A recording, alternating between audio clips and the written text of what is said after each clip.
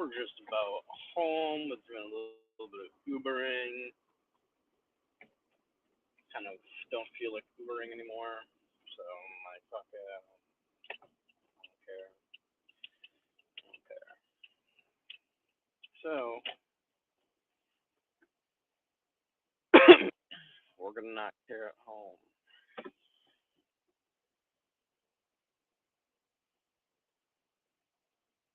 We're not gonna do it sober.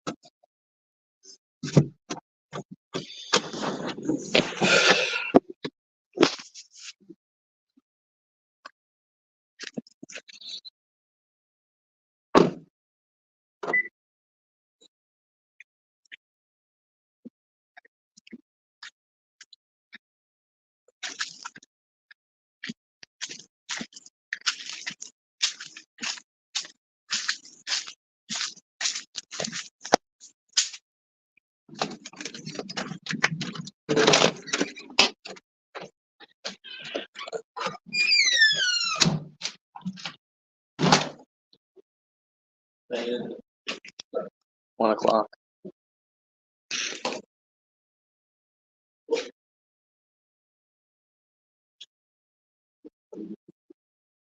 A little bit.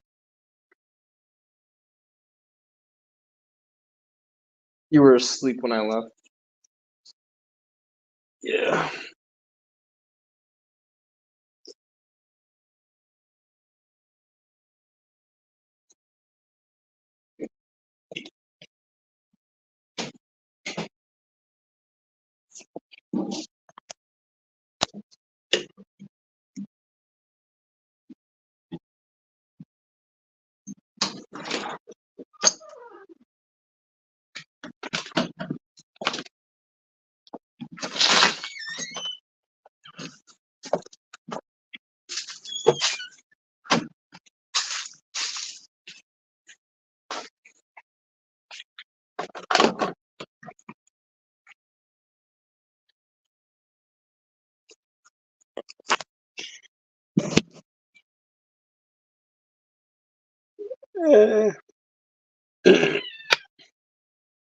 Hi.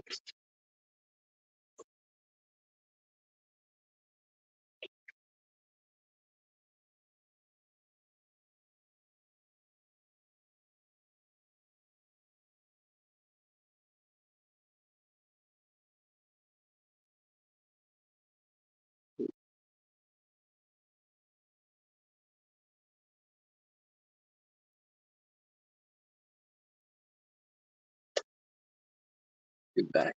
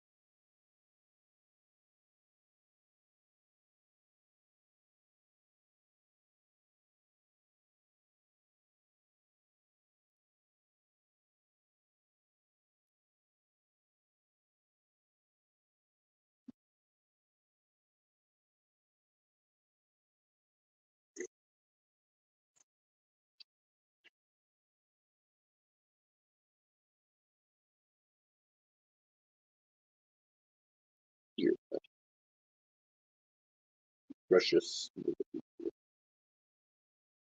generating value of your sensation. Accuracy, the things that generate pain, adorable.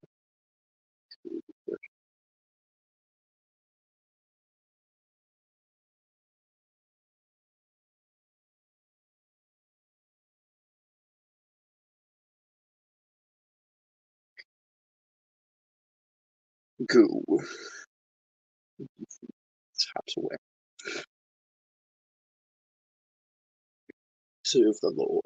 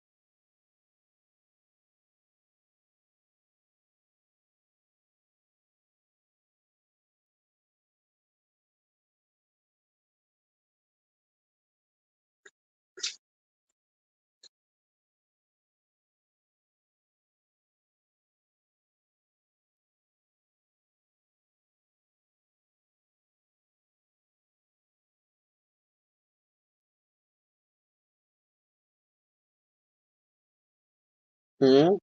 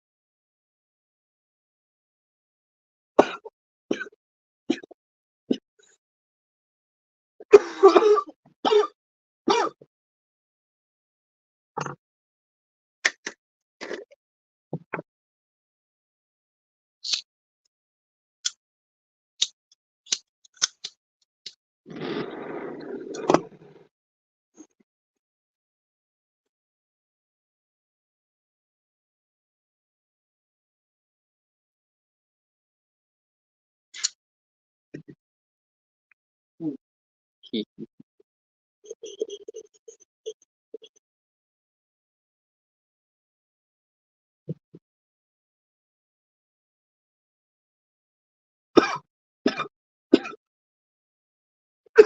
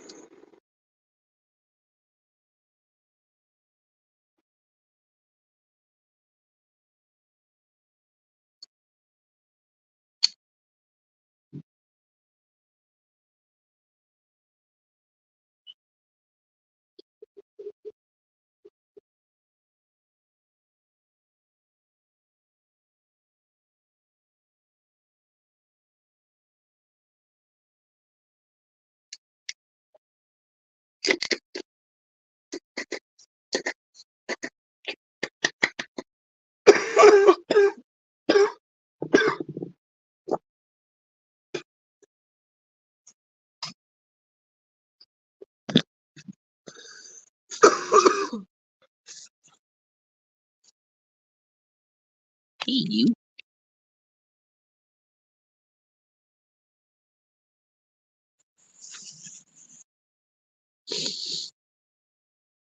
Now.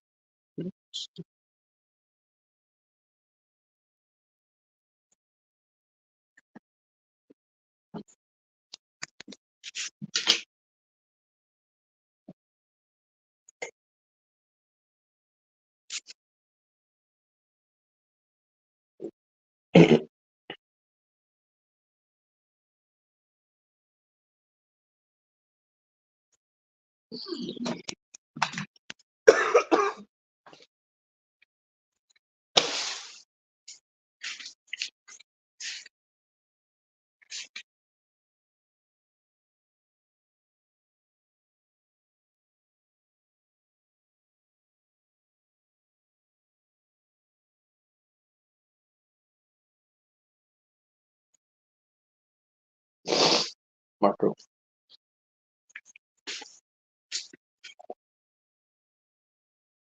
Marco.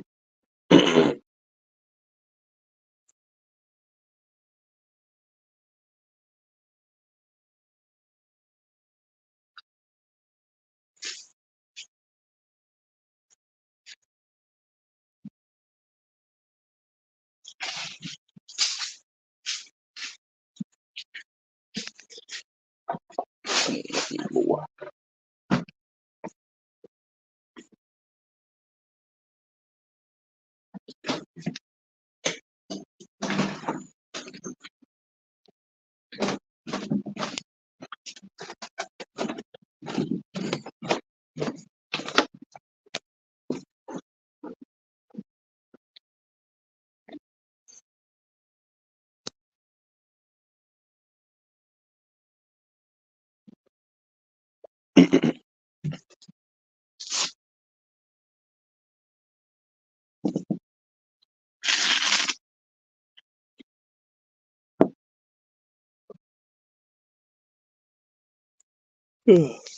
Yawn.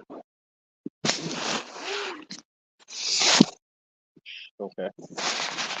I don't know, nothing really. I mean, I just kind of watched different YouTubers and stuff. Didn't watch any music or anything like that. No shows and movies.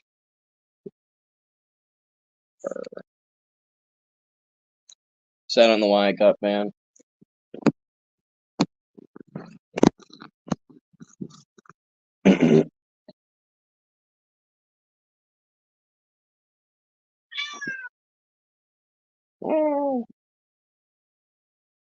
So you're blocking the camera.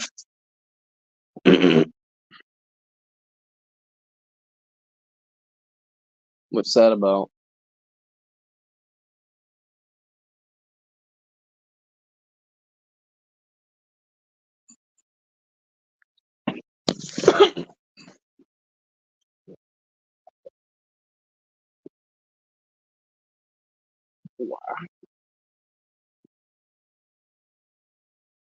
Testing 1 2. Testing 1 2. Testing. No, it's not good. Overpopulation in Africa? Oh, okay. Maybe I'll consider that. Yeah, I guess.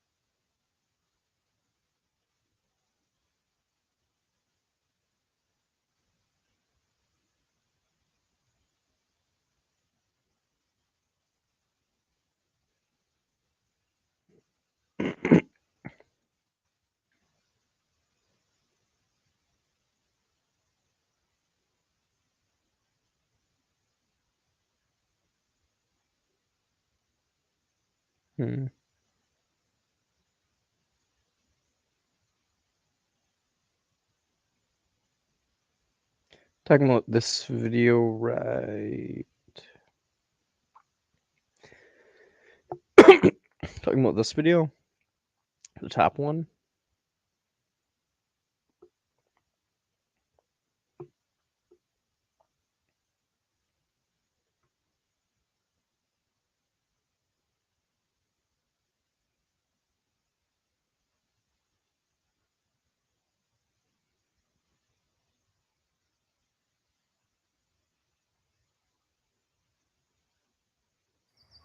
For most of our history, the human population grew slowly, until new discoveries brought us more food and made us live longer. In just 100 years, the human population quadrupled. This led to apocalyptic visions of an overcrowded Earth. But the population growth rate actually peaked in the 1960s. Since then, fertility rates have crashed as countries industrialize and develop. The world population is now expected to balance out at around 11 billion by the end of the century. But the big picture conceals the details. Let's look at one region in particular, Sub-Saharan Africa. In 2019, it was home to 1 billion people living in 46 countries. Although its growth rate has slowed down in the last few decades, it's still much higher than in the rest of the world. While some projections expect around 2.6 billion people, others reckon with up to 5 billion by 2100. Such growth would be a huge challenge for any society. But Sub-Saharan Africa is also the poorest region on Earth. So, is Sub-Saharan Africa doomed? And why do the projections Sounds kinda vary like it. by 2.4 billion people? As always, it's complicated. Sub-Saharan Africa is a made-up idea, and in many ways an unhelpful one. Botswana is as far away from Sierra Leone as Ireland is from Kazakhstan, and they have about as much in common. But without generalizing a little bit, this video would be an hour long. We've also talked to many different scientists for this video, and they disagreed on a lot of things. Mainly on how much fertility matters to poverty. We've done our best to summarize our research and what they told us, but take it with a grain of salt, and check out our sources where we discuss this in more detail. Okay, let's zoom out to the global perspective again. A few decades ago, many countries in Asia were at a similar point as sub-Saharan Africa today.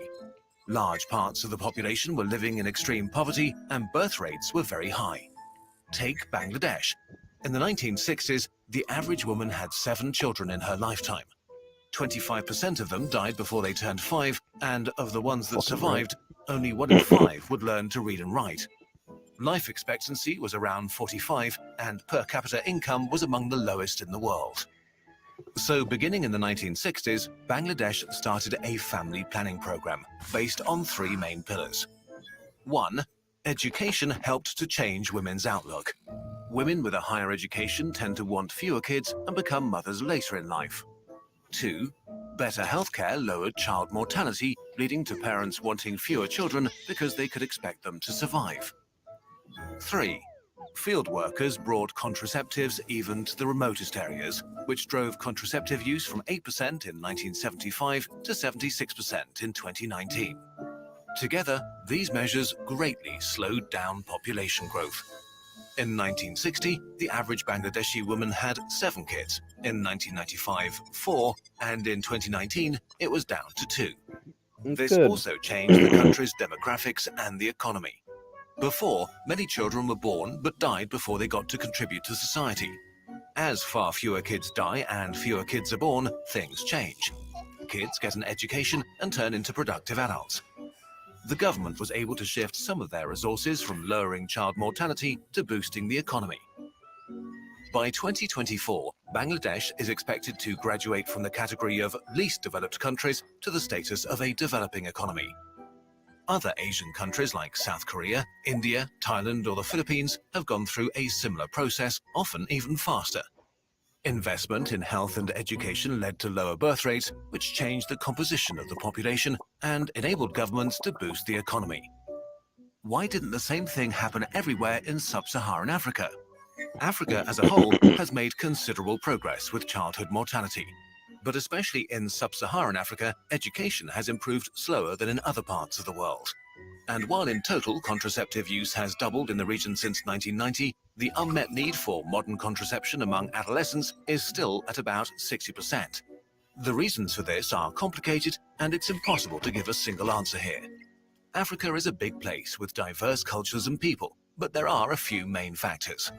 Many sub-Saharan nations have suffered under colonization until only a few decades ago and had rough transition periods towards independence.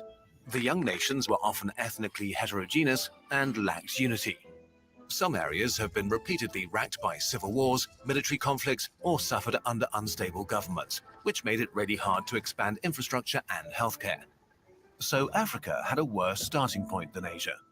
Foreign aid and how it was applied, especially during the Cold War, is also a contentious issue. But this topic is too complex to summarize in a few sentences, so we'll make a whole video about it in the future.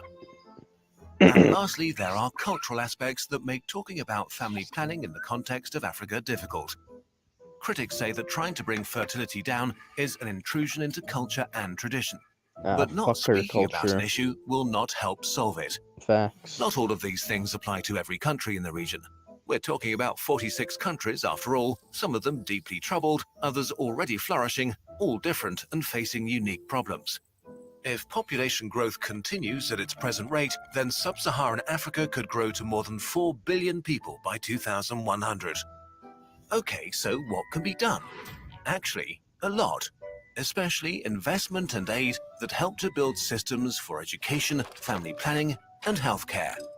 Surprisingly small changes could have an extreme impact. For example, if women get a better education and have their first child just 2 years later in life. This tiny gap between this generation and the next one would lead to 400 million fewer people in 2100, with 3.6 billion in total. If education and family planning are made available to every African woman, universal access to contraception makes having kids a decision. If families get to choose how many kids they want, birth projections fall by 30% to 2.8 billion people. This isn't just theory. There are already examples that are reason for optimism. Ethiopia, the African country with the second biggest population, has made a lot of progress in a relatively short amount of time. Improving health services led to a drop in child mortality from 20% to 7% since 1990. And up to 30% of the annual budget was invested in education, and the number of schools increased 25-fold Sounds over like 2 Gary's decades. right. So, Eminem right. Just invest in education. He's wrong about healthcare, but it sounds with this video because he's kind of anti-healthcare stuff. Because he's like, yeah, help out a poor person, they're just gonna fuck and have a kid. But it sounds like, I mean, technically, yeah, but at the same time, they're gonna have less kids. So, yeah, I mean, I don't know, man. Sounds like Gary's kind of right, but when it comes to healthcare, you should probably be socialist. summarizing, there are serious challenges ahead, but they are far from unsolvable. Sub-Saharan Africa does not need pity or gifts, but attention and fair investment. It's a region rich in resources, culture, and potential. If things go right, we'll see a turnaround similar to the one we've seen across most of Asia in the last 30 years.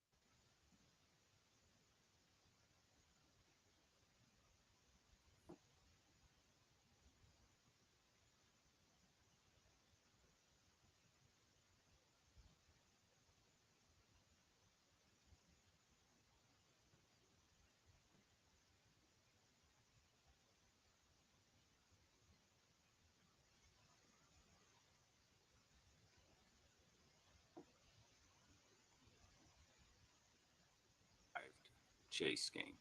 It wasn't built to serve a purpose. There wasn't like the universe had a problem and it said, we have a problem. Let's make human beings to fix it. No, there wasn't anything like that.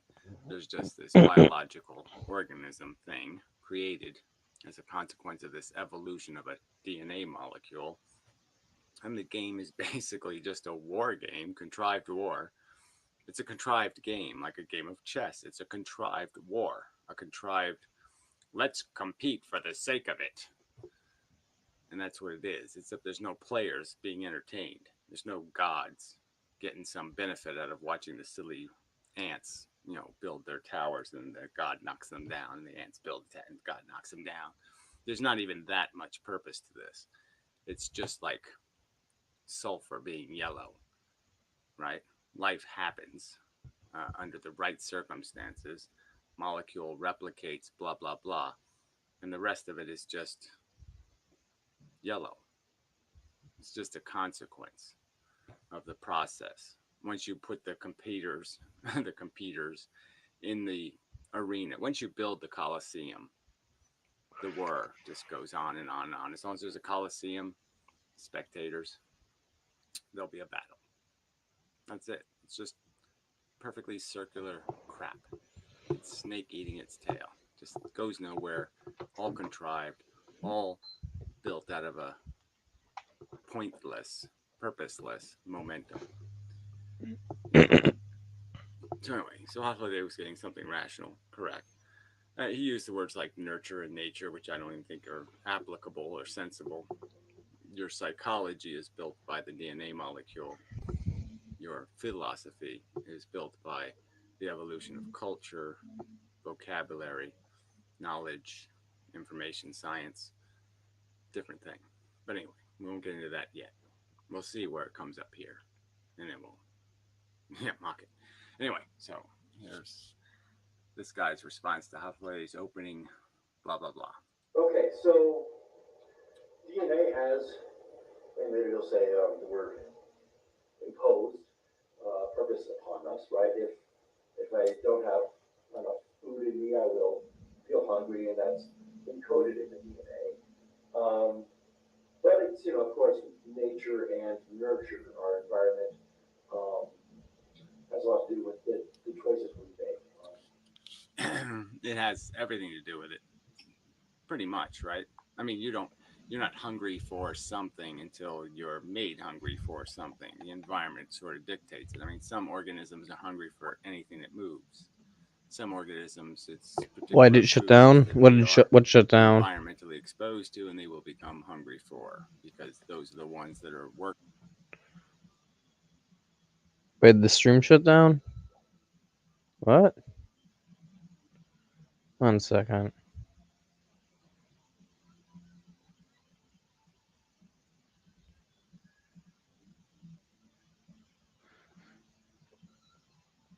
ApostleO'Ultron.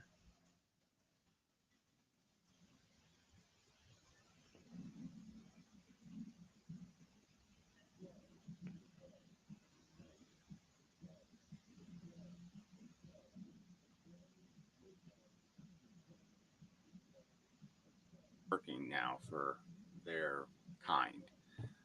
Some have a lot of flexibility, some don't, whatever. But the point is the mechanism will be built in that will encourage you to eat.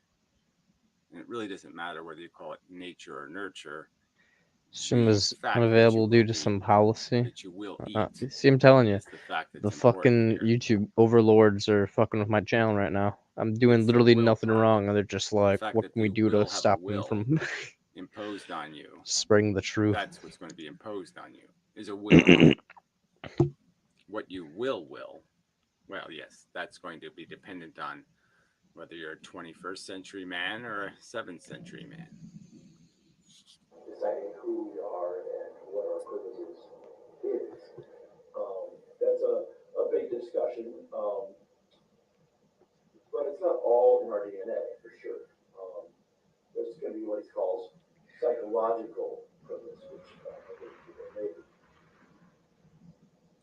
But the origin of the psychology is the DNA, so that's the point that just doesn't matter. I mean, the fact that you have an ego and you enjoy competition is built into you by the DNA. What kind of competitions you'll enjoy, whether you'll enjoy solving mathematical problems or you'll enjoy beating the crap out of little people to gain those ego points or that satisfaction, that will be determined by this nurturing thing. How you navigate the world and what kind of knowledge you bang into that will dispose you to say, no, I won't do that. Even though I enjoy the fantasy of it, I'll never do it because it's stupid. Yeah. So anyway, so he's going to play some Holiday, so I'll be back soon. Really soon. No, not all of Maslow's needs are predicated on our biology. Maslow has this like triangle, kind of pyramid looking thing, and at the bottom of the triangle are these kind of biological needs like food and shelter and this kind of stuff. And then up on the higher ends of the pyramid are the higher needs. Yeah, the higher needs are still lower needs in terms of how they're actualized in the world. Once again, you're still, even if you're going to be altruistic in the world, you're going to be so because you convinced your monkey, the crudest part of yourself, has been convinced that this is the winning strategy. This is how I win. This is how I gain ego points, or I gain meeting up to my standards, however you want, looking myself in the mirror, these things where I will be required to do this, not because I really want to do it, okay, because it's going to be unpleasant, but I will do it because I know it's the right thing to do. And if I do the wrong thing, then I have to wear a spiked jacket. if I do the wrong thing, I will feel the pain of that decision to do the wrong thing for the rest of my life. I will be poked by the understanding that I haven't met up to my standards. I have failed.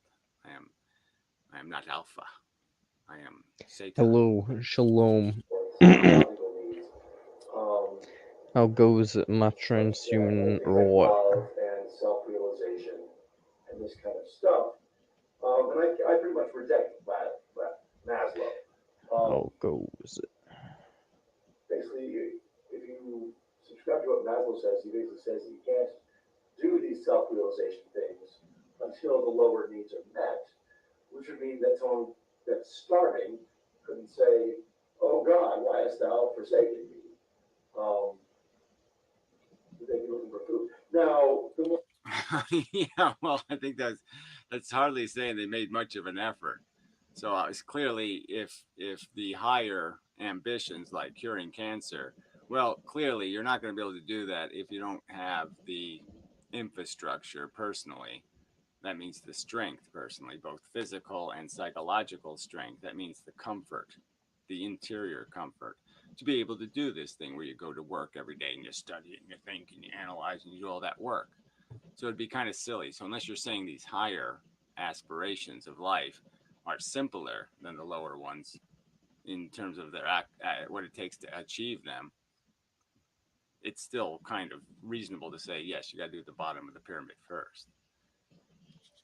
When these lower needs are met, the more time we have to spend on love and self-realization and this kind of stuff. But it's not predicated upon it. Well, I think time is pretty much the Can you commentate on his ingredient for video? everything. So the more time you have to I kinda suppose. exercise on anything, to apply to any circumstance, probably the better your result is. It's not a whole lot to commentate on, I guess. As far as I understand the word predicated. Let me see. Okay. So I kind of just agree with everything you're saying at the moment. So now Hazlitt's making this distinction between biological needs and psychological needs. And this is a big part of the antinatalist argument, the asymmetry part of the antinatalist argument. I don't know if you're really going there. The asymmetry part is that there's no real value to satisfying a need that doesn't need to exist. And that if you have the opportunity to get rid of cancer by sacrificing something not needed. There's also a vastly larger quantity of suffering in life. Like there's chronic pain, there's no chronic pleasure, stuff of that nature. But yeah, I mean, in general, the asymmetry argument's just really strong because there's no point of fucking trying to tackle it. Maybe you can if you want, it just won't work out for you. Yeah, that would be a bargain.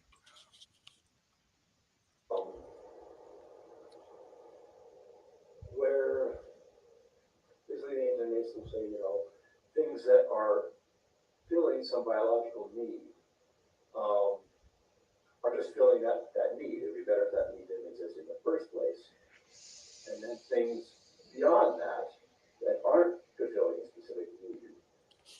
Yeah, so again, I don't know if you're going to articulate what these things would be that aren't filling a need. So again, I can make the argument that look, 98% or whatever the number you want to apply are going to be clearly things where you will feel good because something bad has been extracted from your environment or yourself. And that's just the fact that most of our pleasures are in fact getting away from the deprivations of loneliness or humiliation or some negative thing, and you're erasing it or compensating for it with some. I 100% agree with that, as we've said many a time. Need to fix something. It's basically all or majority of sensations are negative for getting rid of a negative. Repair of a brokenness, not some pure absolute profit. Well, if there's no need and there's no purpose, therefore it's just kind of superfluous.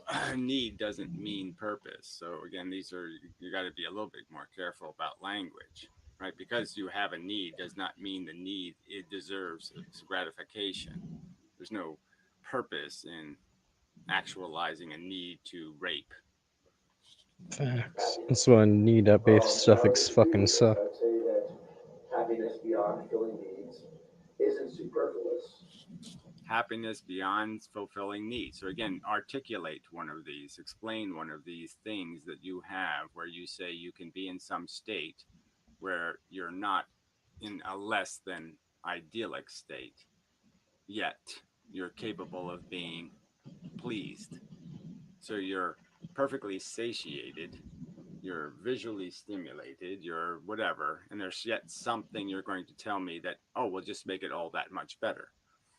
You know, I suppose it's possible to say that even when we're in bliss, you can't put one more banana in the banana split or something. But I just don't think those kinds of marginal improvements have any real substantive Why not relevance for to the what? conversation. The conversation is about the basic nature of existence. The basic nature of existence is you're a tool-equipped machine playing a game to replicate, to improve the diagram of the machine, to make a better blueprint of machine. And that's what we're doing. And we're doing it in this crude and stupid manner where, again, it's just about winning. It's not about accomplishing something. We're not building something with this individual winning. Where in many cases, people are destroying civilization by acting on their self-interest. They're making it more expensive to exist with their shysterism and their deception and their crookery. Personal gain, yes, at the cost of social advancement. It's surplus, and that surplus has Okay, so again, you're saying the surplus exists. There's such a thing in our real lives that I somehow have an experience that I go put it over there and I'll go rub up against it later. Yeah, sorry, no sale. is the purpose. Well, I don't know. Let's play that again. Something is the purpose. It's surplus, and that surplus happiness is the purpose. Surplus happiness is the purpose. So, okay, now this is supposed to be the counter argument. This is the counter argument to. Couldn't maybe understand the murky water.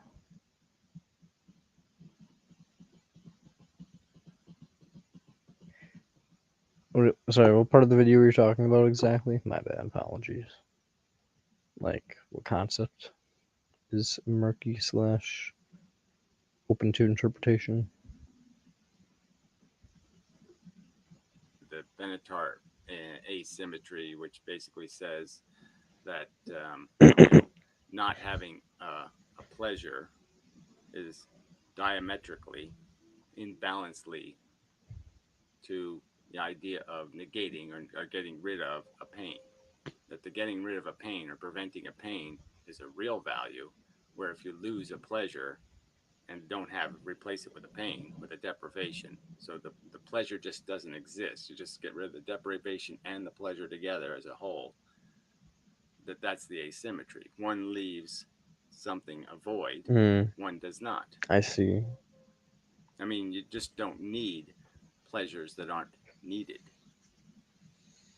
So they can't be compensation for unsatisfied desire or uncorrected deprivations.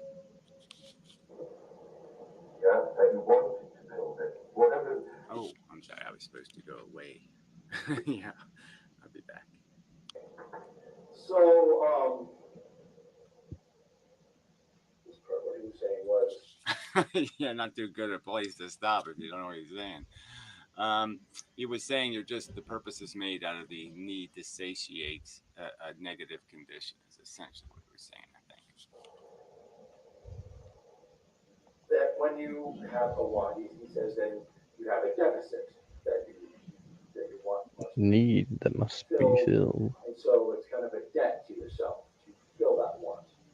Now, this debt is a little bit different than other debts. When I go in, I don't think there's any difference whatsoever. I think we can feel just as bad about our own negative condition or our own poverty or somebody else's poverty. They have the same kind of dissatisfaction feeling about me being, you know, uncomfortable because I'm poor, or watching my sister be uncomfortable because she's poor. So I don't accept that premise. Pay my mortgage, but it's not that fun. But when I fulfill a debt to myself of want, then I'm getting what I want. It is fun. So A debt of myself of want, it is fun. So again, what does that mean? Yes, it's fun when you satisfy a negative condition. It's fun to pull thorns out of your winky. Yes, it's not fun to have the thorns put there in the first place. You're not counting the part where you were brought into the world a need machine. You're just talking about the profit of pulling, you know, the cactus spears out of your ass rather than talking about the process that put them there in the first place. but it's very different than what we would think of normally as debt. Um, let's say I want something and I can't get it. Let's say I was driving by Piero's house and I was like, wow, that house is awesome, and it's unlikely I'll ever be able to afford such a place.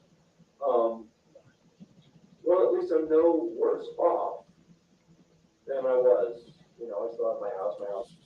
Well, that's a question, isn't it? Psychologically, one could argue that this is a real dilemma for life because basically much of our comfort is dictated by what we're surrounded with. So it's all kind of relative. So many of us would feel okay about ourselves if we're in an environment where everybody else is a colossal failure. Well, then you can feel good about being a failure. So you could argue that people sometimes in the worst kinds of conditions have very good self-esteem because they can still relatively say, well, I'm doing better than that asshole, you know, and somehow that works for us psychologically. It's sad that it does, but it does. It's fine. Just because I don't have a bigger house Yeah, it doesn't works, mean man. I'm any worse off than my starting point. So it's all kind of Yeah, I know, but this any worse off is this is where the whole relativistic argument goes nowhere. Is again, I can just say, okay, it's better to have just one broken leg than two broken legs. And I can say, well, two broken legs better than two broken legs and a broken arm. Oh well, that's better than and once we start doing these relative comparisons, and then we can make it magnificent to have the plague and you're going to die in 2 days. You're I going to kind of live. think so. You're going to have a baby that dies in 6 months, and what you're going to do? Oh, I'll just compare it to the people who had a baby that died in 3 months. So as soon as you start going down to this, how low can we I'm just go? joking. Yes, you'll go all the way back to cockroach. Bugs think they're winning. They do. They probably have some kind of Situations of human notion life, man. in their psychology going, yeah, I'm doing it. I'm doing it. I'm We all making it. think we win because we compare ourselves to other people. You remember when you're relativity thing like fucking eating a as shitty a ass starting point thing of of broccoli or whatever, and Yeah, I your mean, you mom's think like, salmon are think probably of feeling all full of the kids themselves in as they're Africa, swimming they're up that starving to stream, death. right? It's Thinking, just a "Wow, yeah, I'm comparison doing it. game. I'm jumping the water, man. I'm jumping the rocks. Hey, I missed that. Hey, that bear missed me. Hey, I'm winning. I'm winning." Yeah, yeah. They're gonna get so fucking foobarred. right now, and I could be better than that, or I could be worse than that. It's all relative to where I am right now. But yes, the actual value isn't relative. Your perceptions end up being relativistically slanted because you're living in a cartoon perception, a perception where you refuse to accept the actual world, and you keep just comparing yourself to Bugs Bunny and Daffy Duck. Okay, I'll be back. So last week, Hyphaday was talking about values, and he had a scale going along below it here. And he's putting cupcakes on the happy side of the scale and nails on the sad side of the scale. It's that old cupcake versus nail in the eye argument. Um, To be honest, he did not identify the scale. He didn't say there was a middle, a zero, and he was putting things on plus and minus. He just pointed out it's a scale. Now, here he's saying that there is no positive side of the scale because it's the psychological wants. And so we can never get above that 0 point. Now, the thing is, you're always going to be correcting for hungers, deprivations, desires. These are contrived senses of need, and you want to call them something else, fine. I'm just saying that most cases it's only through psychology that and the fact that we have been so low that we can think we're winning when we're, if you're swimming in the cesspool, under the water of the cesspool, if somebody lets you swim on the surface, you're going to feel as if this is win, but you're still in a lose condition. I mean, you're only going to feel the benefit. But you're not winning. Winning might be the wrong word. You are improving your condition, but you haven't created a condition that is positive. You're still just trying to get less negative. Is we can always be better off than we are right now. We can always be worse off than we are right now. Well, I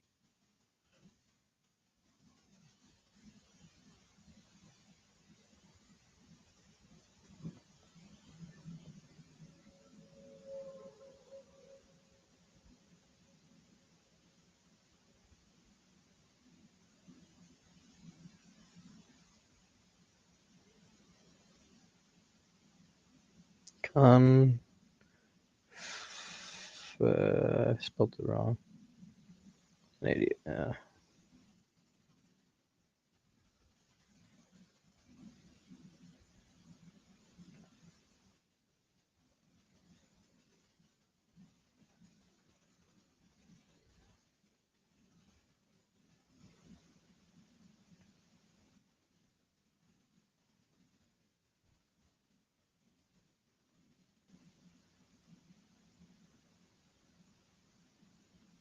Which one are you talking about? The top one?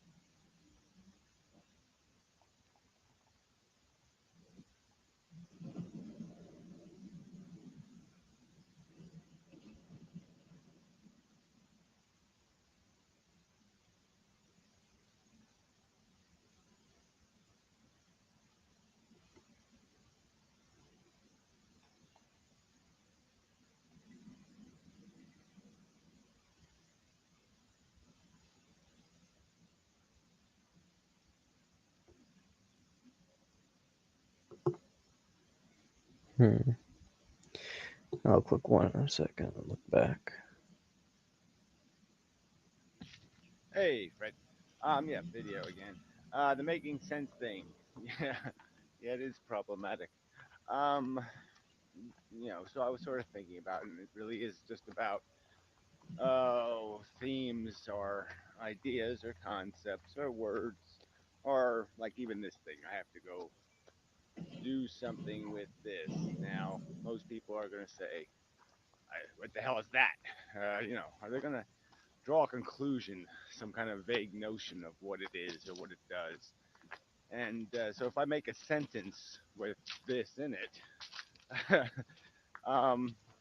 going to be a messed up sentence for making sense. These other people, we're not going to have any standard definition of the meaning of this. And so the communication is going to be broken. There's no way it can really make sense. But then the trick is, it could make sense if all sense is somebody saying, "I get it." If somebody might get it, they might say, "Oh yeah, that's perfectly understandable to me." God damn, this light went out again. It's the video where he's driving. Well, I did buy light bulbs. Shouldn't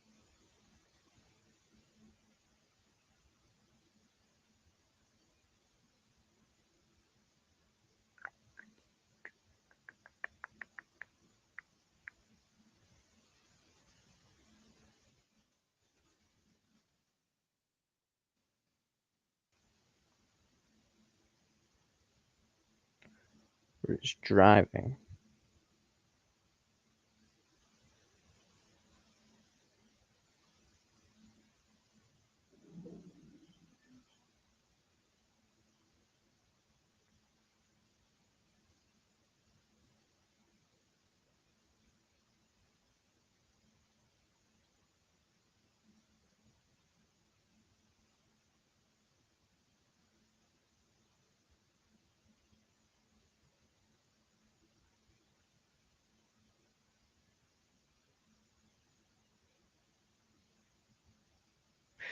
I don't know. If you can find the video and tell me the name of it, I would appreciate it. But otherwise, I don't know if I can find it. I felt just like searching forever, man.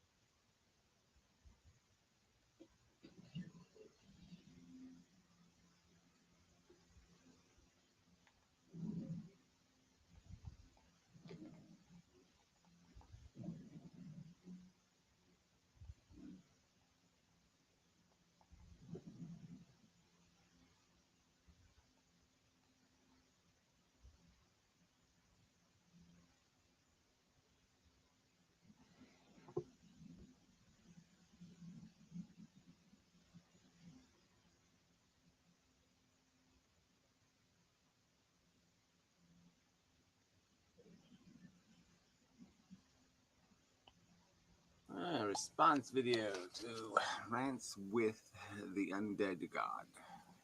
Whatever that means. Anyway, so he does a 1 hour critique of Mendham's radical pessimism, which is a critique of ethicalism, antinatalism, and such. One presumes from the first 4.5 minutes, he doesn't really make the argument, just talks about making the argument. And anyway, calls Professor Anton a psychologist, which is kind of funny. But anyway, that's, it just, validates my point. As some people are talking psychology and some people are doing philosophy, and these are two different things. So anyway, he's about to paraphrase my position, I believe, so I will paraphrase it first. I'm basically arguing that replication is a phenomenon of the material universe, and as far as we know, anyway, it happened once here on planet Earth, and through this process of natural selection, it just creates machines that, for the sake of survival, survive and accomplish nothing beyond that. They have no hope to accomplish anything beyond that. There's nothing the universe needed that they satisfy. They can upgrade the condition of the universe in no way. There was nothing before consciousness that needed to be conscious, to be released and relieved of its burdens and miseries. That kind of thing can't happen. And that most things in our lives where we improve a circumstance, where we accept some sort of harm or negative or penalty or restraint of our enjoyment, usually 99.99999% of the time, is contingent on some upgrade of a circumstance, taking somebody from a lesser condition to an elevated condition, to improving somebody's Facts. condition, healing them, fixing them. And that's what the game is basically about. It's just fixing brokenness that never needed to exist. Key ingredients would be to look at it as if it was an experiment, a kind of experiment conducted by nature. And like any experiment, you do some sort of environmental impact statement, some statement defending the experiment, saying this is why we're going to torture some rats, or this is why we're going to do whatever we're going to do. And you have some explanation. Well, such an impact statement couldn't be written for life because it produces nothing of value, and it creates a bunch of vulnerable and harmable instruments in the process. So it creates a problem that needs a cure rather than curing a problem that needs a cure. And key concepts missing from the gameplay. So if we can metaphor it as a game now, would be consent and fairness. These are like the most important things. Any game you play, anything you do, consent and fairness. This is a smart or intelligent or informed brain says, yes, these are necessary components. If you don't have fairness and consent, you don't have a justifiable game, and you can't create those things in this environment of this replicating molecule that creates a deprivation, creates a problem within the sentient feeling thing, a problem in need of resolution. It creates deprivations and inadequacies and insufficiencies and wants and needs and desires and passions that need resolution. And so it's self satisfying and not satisfying anything beyond self, and therefore should not be perpetuated as an experiment because it has no hope of producing anything of true, real, substantial value, and only has opportunity to leave a bunch of harm, torture, suffering, and misery unresolved and unpaid for by anything of compensating value. Yeah. All right. Now your turn. So in Mendham's unfriends in terms of premises and a conclusion here, he's not really so logical with his arguments. It's more about rhetoric and analogies and so on. Well, you're bald and four-eyed. Yeah, please. Oh, I mean, come on.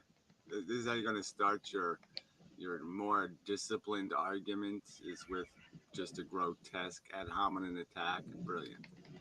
But there is sort of an implicit argument here, and I share it. There's a bunch of implicit arguments. Come on. Consumption, reproduction, cannibalism, addiction. Yeah, none of those words are good words. And I don't think you're going to add any others that aren't mystical and magical and hopeful and made out of gummy bears. So have at it, buddy. Some of the premises, if they're put a bit differently, but I just don't think the anti-natalist conclusion follows. So the three premises also go into are the difference between intelligence and nature, and then there's the way he explains nature, specifically evolutionary life. He called it the game, and he talks about the... Yeah, right. That's a metaphor. Perfectly applicable to the circumstance. You have a competition for survival where you just declare somebody the best survivor. I mean, it's called the Olympic Games, right? And how is it different? How's it different than any other contest or game? No, that's right. It's not. It's a perfectly suitable metaphor. You're not doing too well so far. Equation of suffering versus pleasure, and he concludes with antinatalism. So he says that our sort of saving grace is our intelligence, our science, our philosophy, our accumulated information, which has allowed us to learn the truth. It turns out to be the horrible truth, but still the objective truth. We're intelligent beings, our cerebral cortex and so forth. I don't talk much about cerebral cortex because I don't go for all that big brain bullshit. I go for vocabulary. I go for a change brain theory, not a big brain theory. It's what your brain's doing that's important, not how much of it you have. Little tiny dwarf brains were just as good as big giant, whatever you call those giants. Big giant brains. Yeah, they all work about the same. Allows us to learn a lot more than the other animals. Nevertheless, we are still animals fundamentally, so we're part of nature. But whatever, you want to call us part of something because you have some sort of we're part of theory or something, that's okay. What I'm clearly saying is that we have the ability to recognize the game beyond just a visceral game, beyond reacting to it like a clam or a crab or some other controlled organism.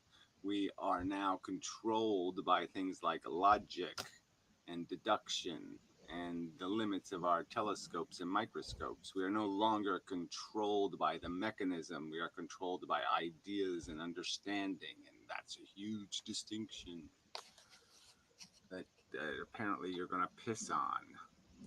But we have intelligence, so we have this advantage.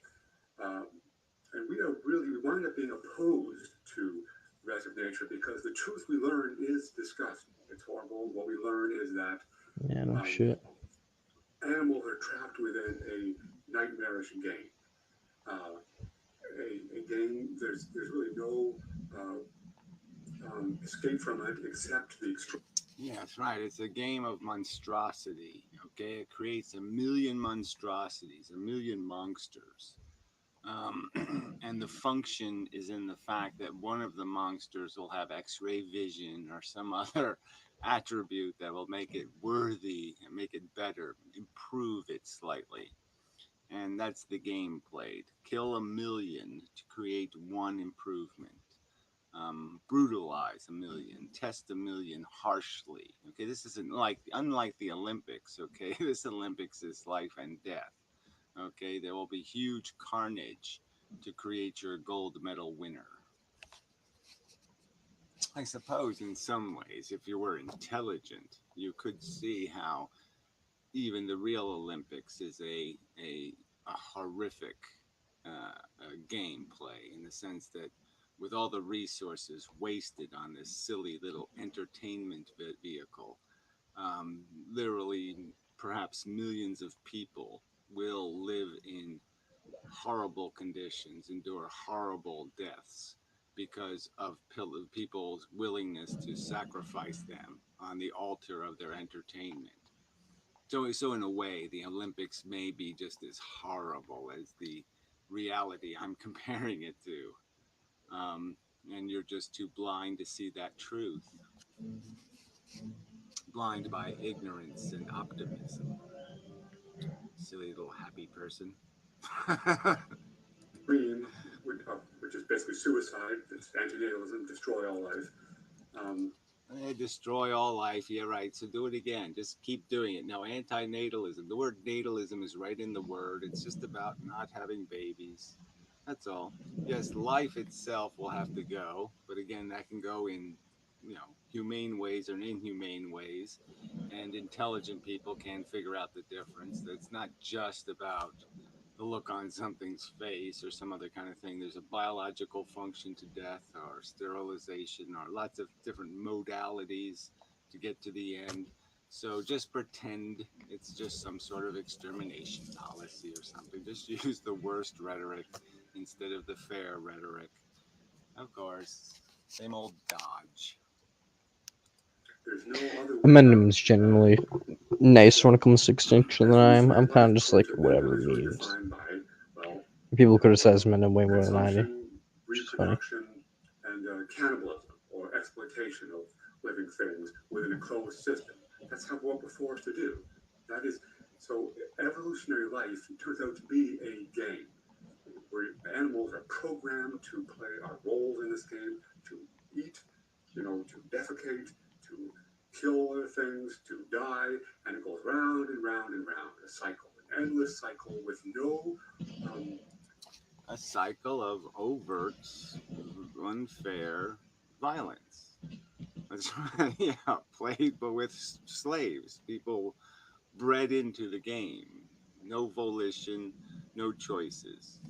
Yeah, that's called a loser. ultimate end that justifies any of this game. It's just a pointless, meaningless game thrown up by nature. Of course, Mendham is an atheist, so there's no God behind any of this. It's just. You're not an atheist? You mean I'm wasting my time on some loopy-doo? What 1,000 or 2,000 or 10,000-year-old silly story do you believe in? Hansel and Gretel? Ah, is that your favorite? Hansel and Gretel, the wicked witch is coming to get you? She's actually a good witch, right? She just made gingerbread or something, right? I don't know. Within nature, in some places at least on our planets, certainly there's life that evolves, and it's a programmed. Yeah, well, it's even less than programmed, though, right? I mean, it's circumstantially event-driven. Asteroid hits, kills off the dominant creatures, some new monstrosities grow out of the corpses, kind of idea. Just hit or missy kind of nonsense. So in that sense, yes, everything is predetermined, but there is no program in some sort of rational programming sense. Some of the natural selection doesn't even have a good competition in it. I mean, getting hit with the asteroid shouldn't decide who wins the gold medal at the Olympics, right? If some guy gets hit with a little asteroid, I mean, that we'd be like, oh, fuck, that's not fair. I mean, that's not part of the game. Ash getting hit by an asteroid. I mean, that, breaks the game, doesn't it? I don't know. I think Nobody that'd be kind was of cool told though. they'd have to have an asteroid shield. Come on. No, I'm just joking. Mercilessly inefficient, wasteful game. There you Because it go. all involves killing of things to produce more new things. Yeah, well, it all involves horrific, brutal existences. I mean, there's organisms that aren't killing things so much as they're getting killed, and they're just living in a perpetual kind of torturous, brutal fight against the harsh conditions of the world. There's animals that really technically should be, sleeping through the winter, and they're trying to eke an existence out in the winter. It's horrible and brutal and nasty, and you wouldn't want your little puppy to have to do it. Newly adapted to different environments, different circumstances. So new living things will play the same old game, the same old roles, reproduce themselves. So there'll be a new generation to participate in this game. Yeah, and just remember the context of the real game. Okay, if we were playing the real game, you would have three quarters of your brothers and sisters would die. They would die in front of you as little kids. You'd watch them die. That's how you would live your life, is watching your brothers and sisters every 2 or 3 years, watching one of them die. And that would be fun life for you, by nature's rules. But it's an absurd, existentially absurd game. It's fundamentally meaningless, and it's also horrible. It's fit for animals.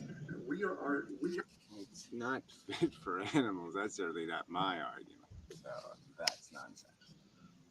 Have the intelligence to see what's really going on, but we are still basically trapped in this game because we are programmed to do our animalistic deeds. I mean, to once again consume, reproduce. Despite our intelligence, our science and philosophy, we are still fundamentally. No, it's just really not true. There's absolutely nothing that forces you to breed. Okay, there's no impulse. That's certainly a cultural phenomenon. So once you have the intelligence to recognize it as something not useful and not purposeful, there's nothing really going to compel the average male on his own without some sort of name ego crap or something like I have to carry on the name, or I have some sort of that kind of crap. This is the only kind of crap they're going to find use in reproducing. Most of the animals in nature, all of the animals in nature, don't intend to reproduce. They intend to have sex. And yeah, so once you're smart enough to understand that this, sex does cause replication, you can create easy barriers to the consequence of sex, the natural consequence. But don't pretend that we have to overcome some incredible natural impulse like breathing or feeding to satisfy this condition of breeding. I mean, breeding is very different, and we can completely understand that we can get the best of, like it says, like just knowing you can get the best of breathing without some sort of negative consequence by, like, say, breathing into each other's faces or something, by just simply turning your head. So by simply turning our heads, I we don't know, avoid man. breathing in each other's face or something. I feel like It's not that's so to difficult. overcome breeding doesn't take any effort at all. So once you're intelligent enough to recognize it as a negative, you sacrifice next to nothing to give it up. We animals, so we tend, for example, not to commit suicide. We tend not to be antinatalists. We tend to like. Well, suicide and antinatalism aren't the same subject. Certainly, recognition that life is futile is going to tend to make you more willing to be suicidal. But suicide's all, like all other things, it's a little bit complicated.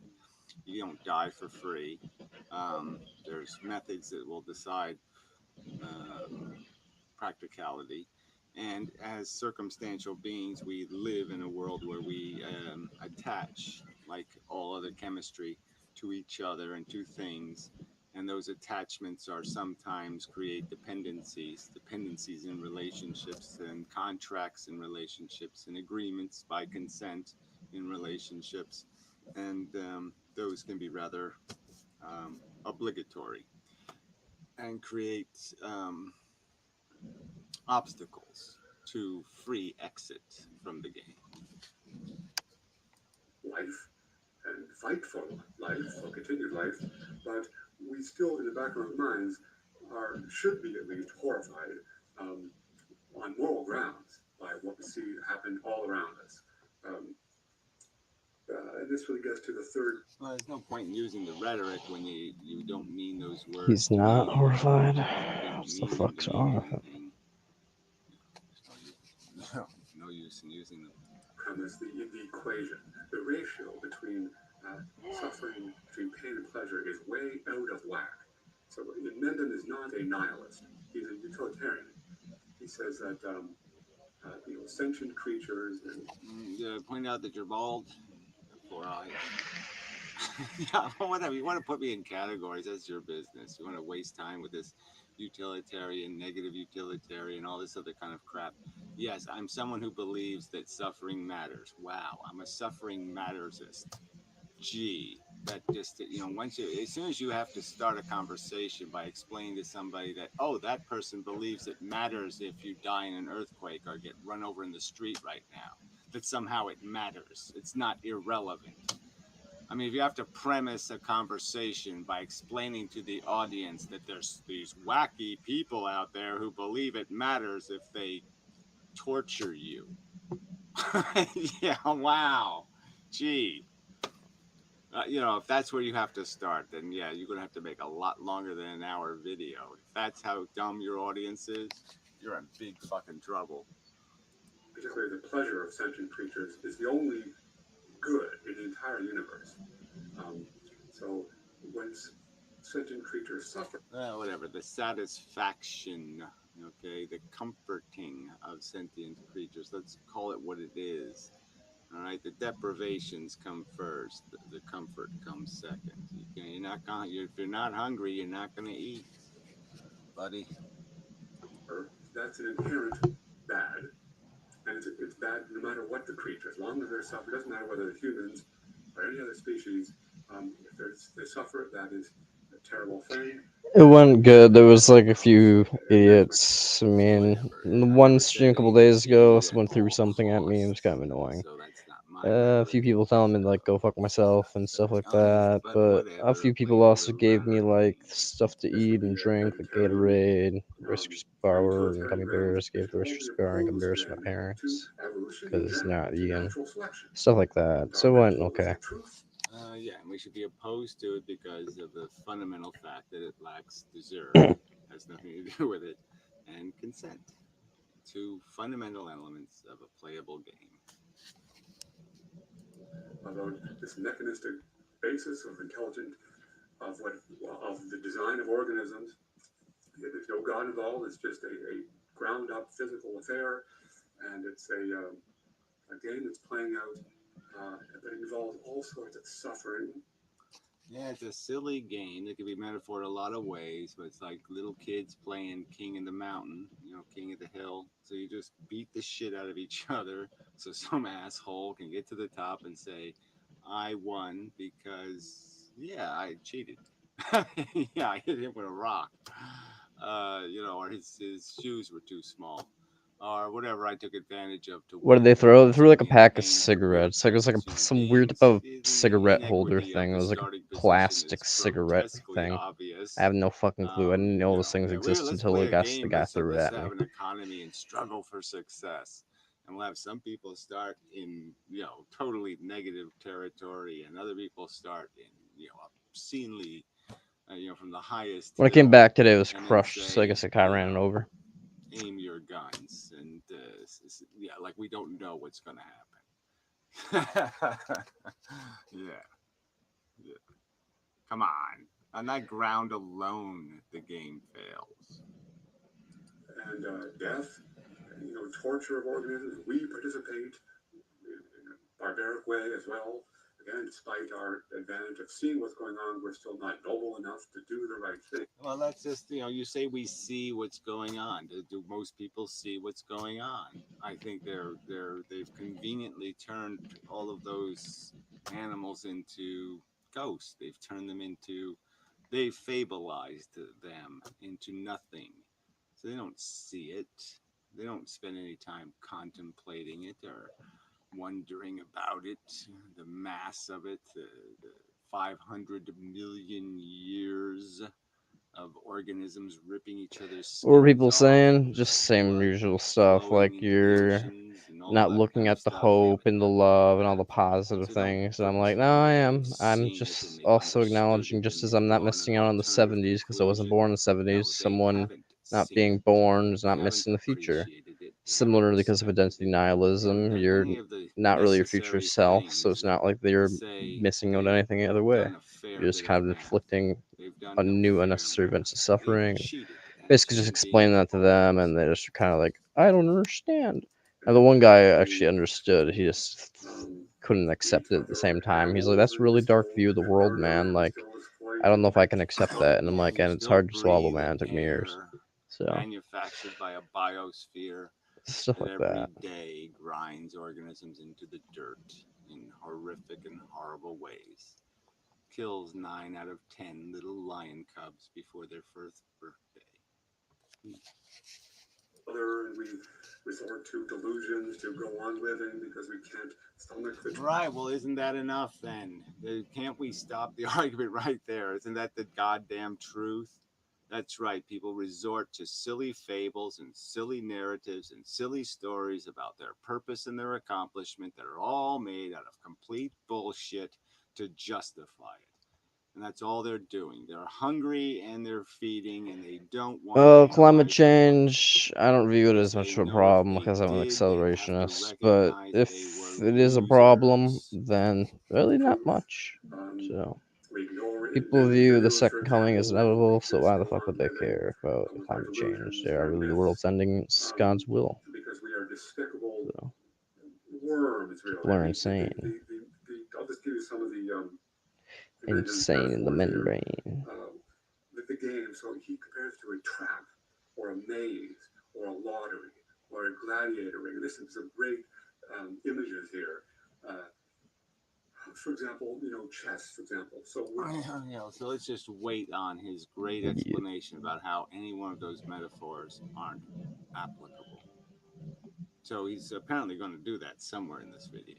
So I just have to wait for that, I suppose.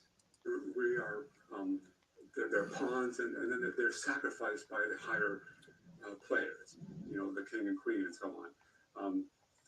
For every king or queen or bishop that survives some bloody round of history, thousands of millions of pawns are sacrificed. And that's how it is, around the clock, all throughout history, all around the world, and in all species. Or a gladiator ring. So there's a horrible competition between living things, and they kill each other off, and some come out on top. But for every victor, there's all kinds of bloodshed and all kinds of losers, and their blood is all over the place. It against the walls. Yeah, what's you really think you're going to be able to counter argue that? There's going to be some way that you're going to say that didn't happen. That's not the truth. I don't think so. And then someone cleans off the blood, and so a new round of gladiators come into the ring and start it all over again. And this is basically life, according to Mendel. It's a fucking fact. Disgusting, sloppy, inefficient, wasteful business, because it involves there's no mind behind it, so it's wasteful in that for every new kind of species that's mutated to fit into some niche, there's just so many deaths involved that have to make room for that new kind of life, and so it's. Yeah, it's a really bad way to make a car, right? If I made a car factory that produced 1 million clunkers, lemons, pieces of shit, okay, just disposed of them, killed them like little lion cubs, Yeah, you'd say, gee, that's just not good enough, Gary. You got to do better than that. You can't create a million bad cars for one good one. Come on. There are all the reasons in the world to be opposed to natural life, according to Emenda. And its conclusion then is antinatalism.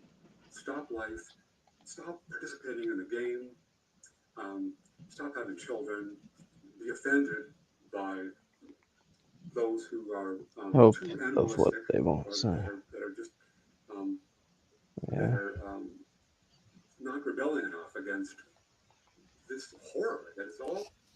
Yeah, just fight ignorance. Okay, there's none of this. Be offended by. Yeah, be offended by ignorance. Well, that's okay too. Yeah, be offended by ignorance. Yes, it really. This isn't that complicated. The ignorance of fables, especially. I assume this guy's just going to come up with some sort of God theory. Around us. In other of his thought experiments, he says if you were sort of a god and you had a start button, and you were able to start, if you were going to create the earth and all the life on it, but knowing in advance all the suffering that would be produced, would you press that button? Would you initiate the life, the evolution program on Earth? And he says, if you would start it, then you're crazy. You're playing God. You're Everyone who has fucked kids, in if you do fact, that. Not even playing God, prays to you're just God. being fucked. They do not know. They should know that their children will suffer, and they're. Well, what they should know is they have no control over the experiment. Oh, go. That's all they need to know is that they have no way of cleaning up the mess. There's no insurance policy they can buy against the downside risk. And the fact that they're willing to play that game with something else's welfare, to draw straws for somebody else and to shove the straw in the loser's pocket, I call that obnoxious, rude, disgustingly rude. How dare you? For your delusion, for nothing more than a thought in your head, not some emergency you can explain, just your ego. I think humans are all cool. So I'll go ahead and torture some to have some. And you have a right to do that? No, you have no fucking such right. That sound wasn't good. I don't know what the hell that was. Stay together, Alex. Gambling with, they're throwing a sentient being into this game to play out the roles. They don't know the future. The person could wind up with a disease, or they could horrible things happen to them. And so it's wrong to have children. It's wrong to impose life on anyone, just as it's wrong to impose death. It's wrong to kill, but it's equally wrong to. No, it's actually more wrong to create life, and it's sometimes perfectly legitimate to kill. So you sort of got that wrong. But that's sort of the culture has that one wrong. Yeah, you can justify um, terminating the unproductive. You can't justify opening the door to a risk that doesn't need to be actualized. Reproduce because both create suffering. So, yes, lastly, Emendum, he at one point in one of his videos, I think in this dialogue between the psychologist and him, he Means Professor Anton, right? I mean, that's who the videos he linked to. Yeah, Corey Anton. Corey. Which is, like I said, it is kind of ironic. Should get the validation Antons together. that, Corey Anton too many people on the internet and are Lawrence looking at Anton. psychology, not philosophy. he talks about the possibility of a third, of another, of an alternative to antinatalism. Maybe he says, well, we'll progress and we'll create a better society and wind up with a utopian one, or a heavenly sort of perfect society where there's no suffering. So maybe that would be great if that would happen. But actually, no, he says it would not be great. It would really make life meaningless. We would become infantilized. We would just be like. Well, whatever. It's who we're not going to get there, so it's sort of irrelevant to the conversation. But yeah, it does create the dilemma of the starving man in the desert thing. The fact that you know sometimes you need the negative to have any appreciation for the positive, but the positive loses all its value if you're too close to it already. Okay, if the plateau and the peak are at the same level, you know, we That's do gay. feed on always looking up. That's part of the game, and once you take that Insert away, Russian you name. might be in no game to play. Life would be meaningless if there were only pain. I mean, you couldn't even really distinguish pain if there was no such thing. Sorry, there would only be pleasure, but you couldn't distinguish that. You wouldn't understand what pleasure is if there were no pain to contrast with it. So he's opposed to this sort of faith in science, technology to and philosophy and just intelligence to produce a better society. He says that's very unlikely, also because another of his premises, he's a determinist. Yeah. So there's no such thing as free will. We are programmed, and so it's not a matter of convincing people of the truth, according to him. I mean, you might say, if you meant him well. So he's a determinist. I mean, the way he said that. So this guy's not a determinist. What is you then? What are you then? Yeah, come on. You're not going to disappoint me completely, are you? And be just a silly person altogether? If we can be intelligent, maybe we can just learn the truth of things and figure out some way out of it. But he says, no, it's really a matter of power versus power. This, I think, why Mendham often sort of shouts in the video. He's not really trying to convince you with logic and reason because he thinks we're all animals. Oh, fuck you. There's plenty of logic and reason. I've gone through tons of videos, slow, lethargically going through all this crap. Why in Mendham yells sometimes is because guess what? You motherfuckers are sadistic, torturing bastards, okay? You're hurting things, and that makes me goddamn fucking mad. That's why I yell sometimes, is because I'm mad. I'm angry. You fucking suck. You're not irrelevant. You're not meaningless. You're not any of that stuff. You're destructive, dangerous, malicious monsters. That's right. You're little fucking animal squisher and squashers and killers and harmers. And so I get fucking angry. Piece of shit. That are programmed. So he's just trying to They're liars too. The force of his volume, the source of his images. Yeah, right. Images, mentally described images, verbally described images. I haven't overtly shoved it in your face, asshole. So lie some more. Now you're just starting to be a liar. To instruct us, in, what we should be doing. But there's no free will. There's programs. There's genetic program. There's our pleasure conditioning that we've gone through, our experience, our environment, and yeah, well, you're no way going to get out of that one. That's why a utopian society is unlikely, because we are still when fucking religious people just list things that you believe, like, wow, isn't that shocking and controversial? Therefore, it must be wrong. And I'm like, yeah, explain to me why it's wrong, though. That's the role of life on Earth. That's not my argument.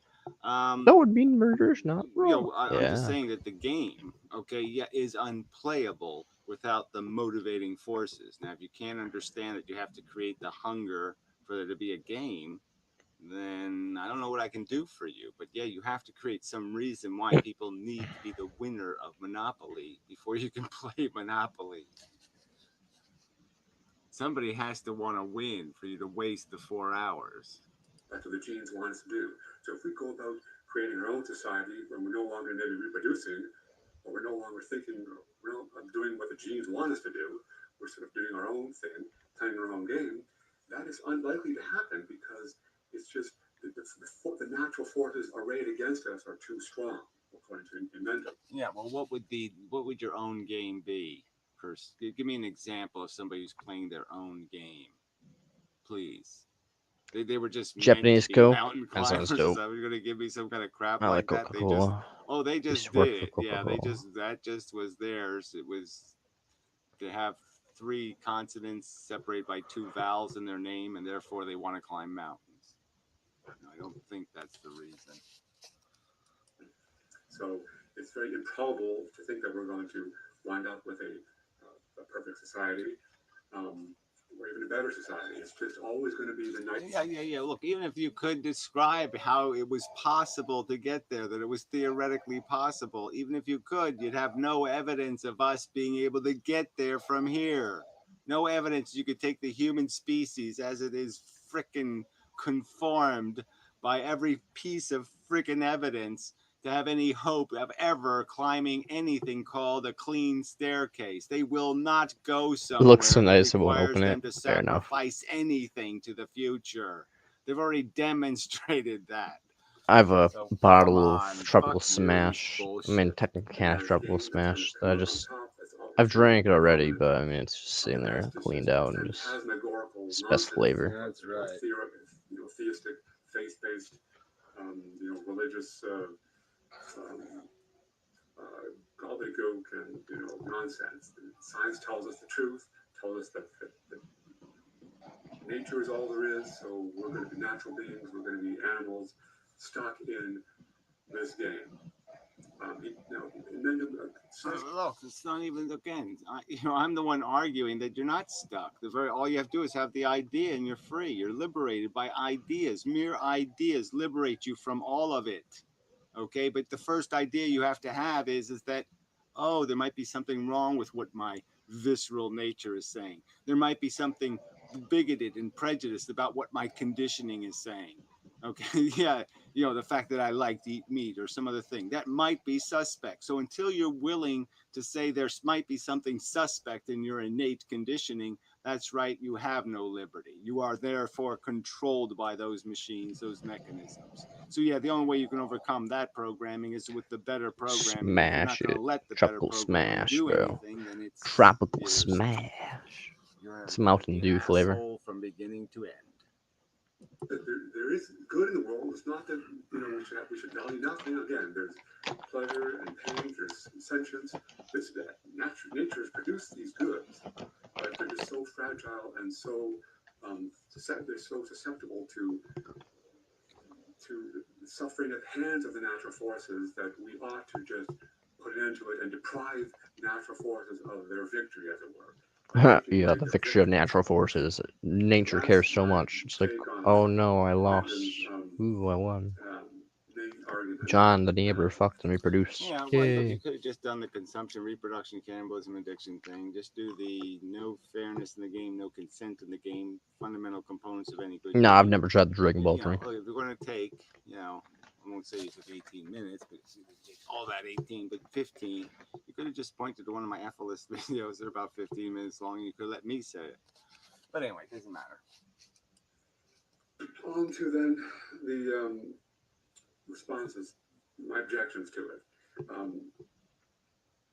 First, if we're talking about intelligence, so really there are two kinds of intelligence. There's at least there's the evolutionary kind. What cognitive scientists tell us that reason. Oh, I'm not even going to go there, right? Intelligence is what's logically testable. Okay, that it's testable based on establishing a premise and then saying, okay, what's the logical steps that you can go from there. Once you establish a category, once you establish something having properties, it's all properties and categories. So, but to call there's no intelligence in nature beyond the intelligence of creating a function that is suited to a purpose. The purpose is survival or defeating the enemy. So yes, you have a function of being hypersensitive to certain sounds. Maybe the crack of a stick has some sort of innate response that it creates inside of you. The sight of a snake, for example, or a spider. Maybe there's an innate programming where we're reactive. You call that a form of intelligence, but it's not in the same category as the intelligence that says, what's the description of the world? What's the philosophical intelligence. I mean, these are different kinds of intelligence. One's a schemer's intelligence. One's an intelligence based on understanding, building an accurate model of reality. So why conflate those two things? Evolved, it has an evolutionary role. It evolved to basically make us Machiavellian, to negotiate Yeah, dominance hierarchies, shouldn't to not to learn the truth, be the objective, simps to our absolute, biology. factual truth, but to persuade each other and to manipulate each other. Just another tool in our toolkit to exploit each other, as in Menem's terms, cannibalism. Reason sort of has that evolutionary role. But then there's also another kind of reason, clearly, and that's the kind that Mendham is assuming, the philosophical kind, the scientific kind, the kind that really took off with the modern age, but that we see in ancient Greece and really in all societies, ancient Chinese and Indian societies as well. The search for the objective truth, no matter what, the subversive kind of knowledge that we have, the kind that is not bound by the evolutionary imperatives. That's sort of divorced from the genetic programming. Yeah, right. The Earth isn't flat kind. The God doesn't exist kind. The free will is an illusion kind. Yeah, right. Exactly. There's you can call this maybe the humanitarian intelligence. Or anyway, it's not the animalistic kind. It's the kind that really seems to make us people and not just animals. And it's sort of, so I'm trying to get at what seems clear here, which is that what makes us people is personality crap, which is psychobabble crap, which is built out of a lot of false and fake things like love and attachments that are full of bigotries. You only love people of the right color. Come on, get real. And Mendham has to assume this kind of truth, this kind of intelligence, this higher kind of knowledge. What's this word assume? You assume? Oh, you assume that the universe is a real thing and that it can be described in terms of its function. Yeah, that's right. You don't call that the second assumption. one, What, I yeah, assume it's that fair. Dragon Ball telescopes Z is work? pretty No, okay. I don't have to assume that one anymore. I mean, this is just kind of a bullshit terminology. Because he says that, this is the truth that antinatalists have. This is the objective, horrible truth of the world. So we're not just animals. We sort of, whereas other animals don't really understand what's going on, we do. So we are different from the other species in that respect, as Mendham says. We have this higher kind of knowledge. But he doesn't go as far as we should with the implications of this kind of knowledge, this kind of intelligence, this kind of reason. It does make us people. It also makes us free and autonomous. Well, whatever. That's just silly talk. You can't say it does. It makes us free. As soon as it's an it, it's already controlling you. Okay, as its itness is going to control you. It can't be free. There's no way you can make something that's describing a thing accurately as being free. There's one right way, and there's all the rest are wrong in terms of description. There's perfect, and there's something less than perfect. So I mean, you're already bound in a box of limitations as soon as you declare the existence of the it, the accurate definition, the accurate description. You're already not free. Logic does not liberate. And it shows the extent to which we are not just animals. We're not just programmed by the genes. We're not just playing the evolutionary game. Right. And then if you're playing the logic game, I mean, I can't make it any clearer, right? You either play the game based on logic or you play the game based on what you're hungry for. And those are the two things you can choose. You can choose to live a logical life, or you can choose to live Interesting. some sort of I mean, I'm not gonna watch the Fallout Community one. I don't really care about Fallout Community. Playing our own game. It's community nonetheless, but not my community. Fallout's a good game, There's but no your own game. There just isn't. You can't make up the truth. So if you're going to say that any fable you make up is you're free to make up any fable, you're still not even free to make those up, because you're still going to make them up in the confines of worlds that have gravity, or worlds that have certain rules for how monsters can behave, and even orcs they have limitations. Some of them you can burn, and some of them you can say a magic word, and they turn to dust. You melt the ring, and everything goes away. We we're not just, we don't have supernatural free will, but we do have autonomy, some limited degree of self-control. Again, self, by what control? What controls yourself? You're saying that if I know the world is not flat, that I still have to self-control myself not to walk off the edge or something, or that I could still walk off the edge, or how can I, once you understand something to be different, you understand its reality, you can't undo that understanding. It controls you and confines you and limits you. Once you have some kind of ethical understanding, there's no freedom. You don't have the freedom to do the wrong thing. That's bullshit. Well, it's probably a good time to end. So, I'll be back.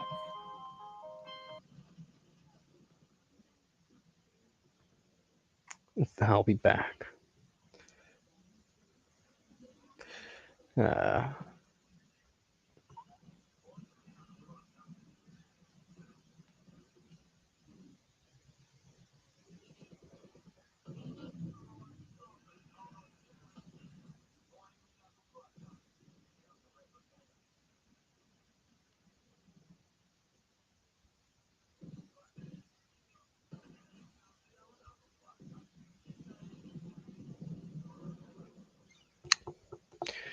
Commands are really bad. It's alright. Tried.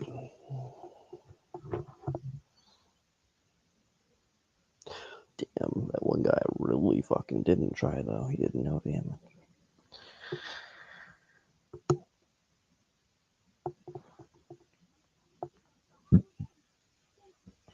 Don't want to make noodles? No. Yeah. No.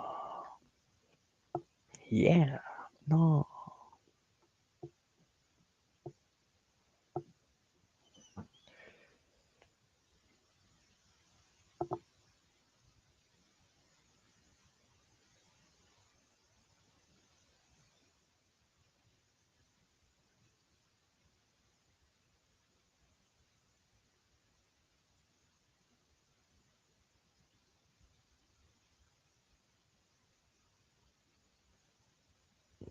I don't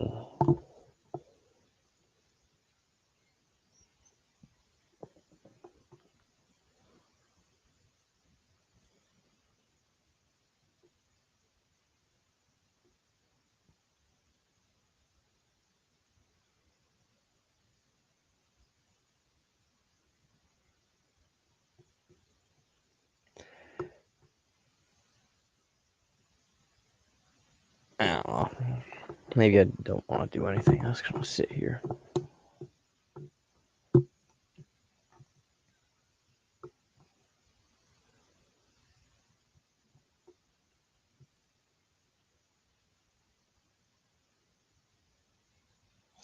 No, I think I'm gonna make popcorn.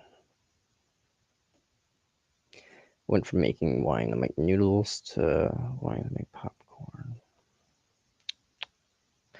Yeah.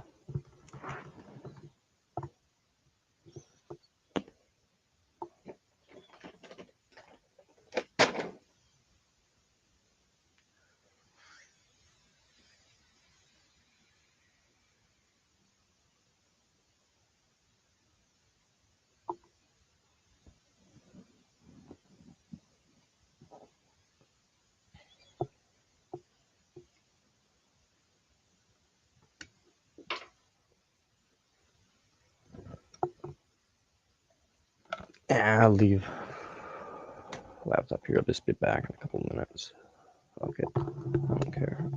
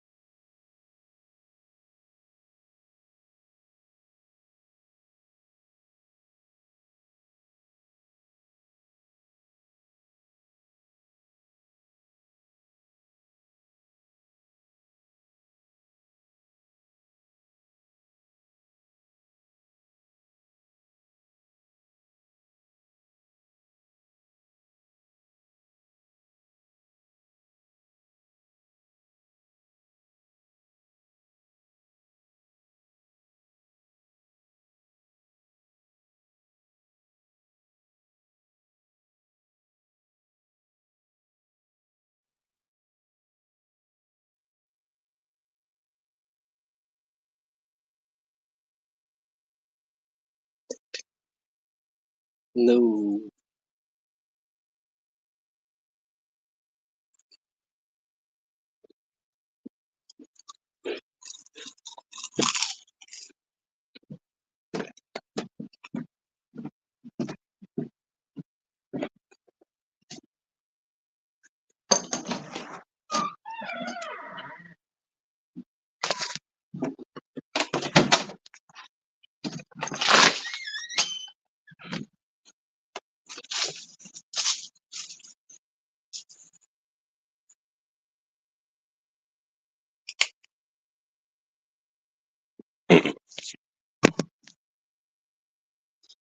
Uh,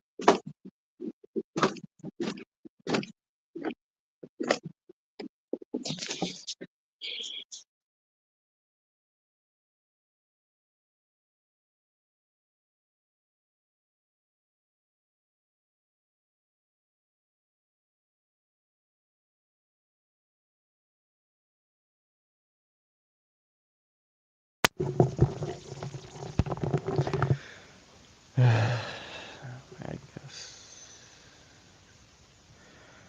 we do our thing. I don't want to do anything.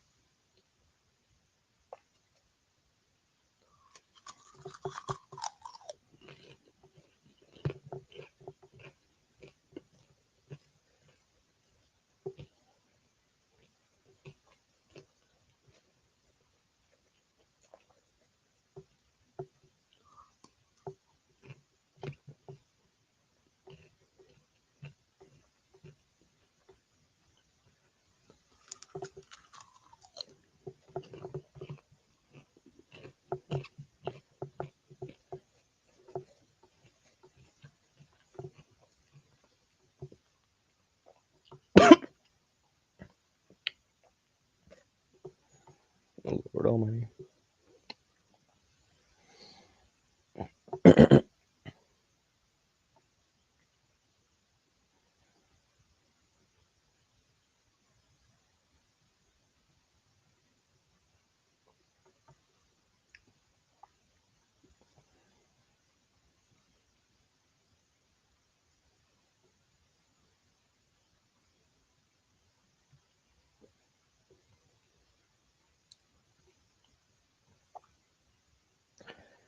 I don't feel like it.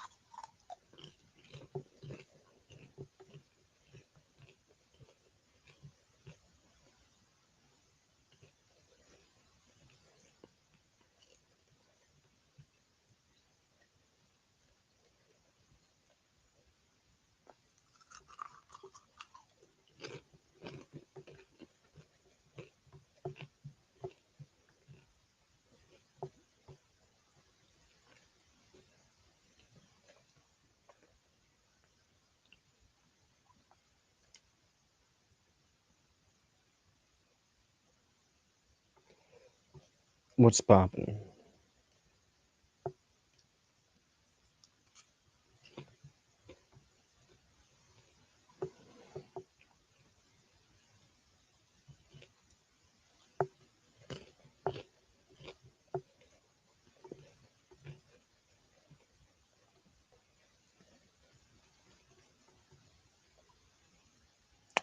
Nice.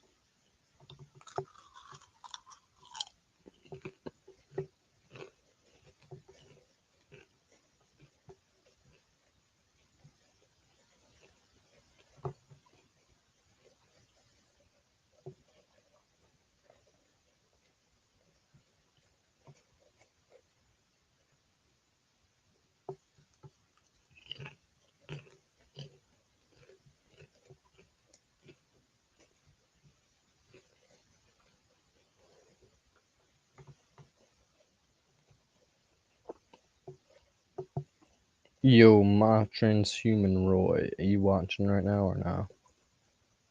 And if you are you an antinatalist, an ethicist, or no?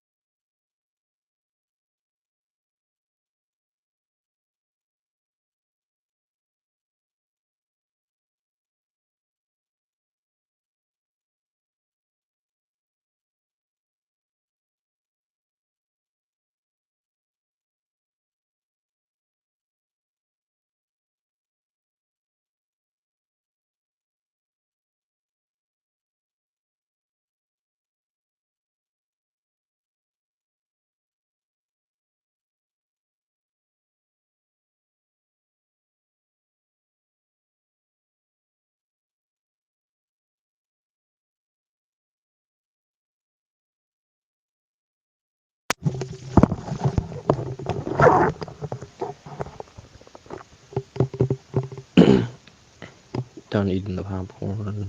Now we're just gonna wait for questions.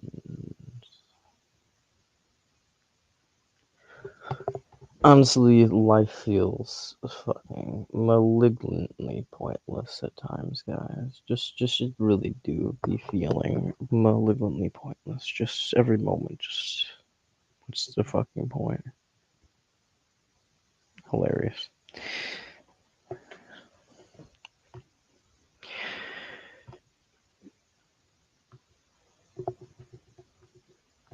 Feel free to join and explain to me the point of your life, and I will critique it or be like, wow, that's such a cool angle. Never thought of that one before. Big brain. Help me out here, guys. If it's just negative utilitarianism, then that's already my reasoning for being alive here in this very moment, and I wish there was more to it than that.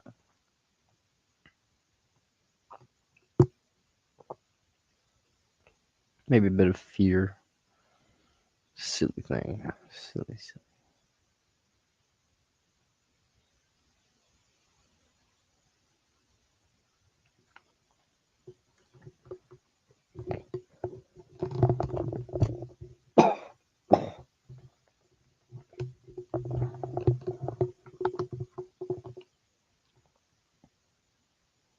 Yeah, cough sometimes.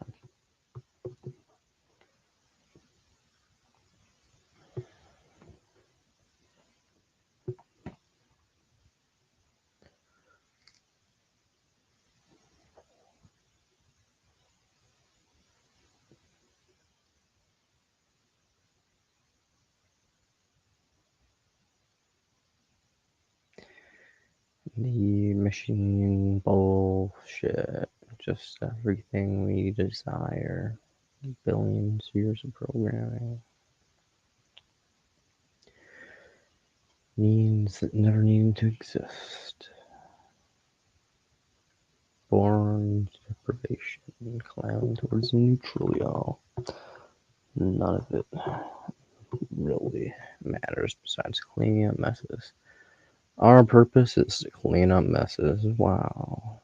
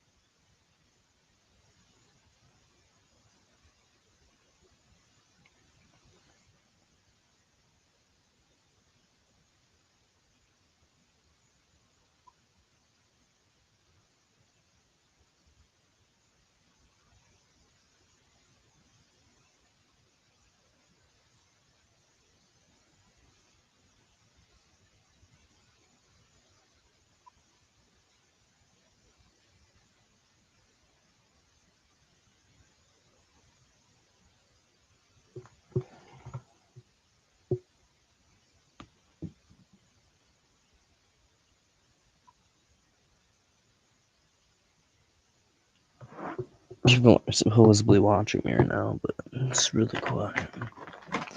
It's okay, though.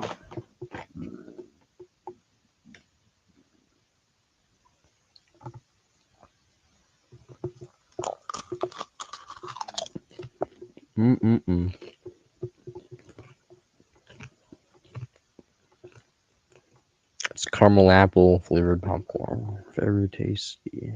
Not really, it's kind of mediocre.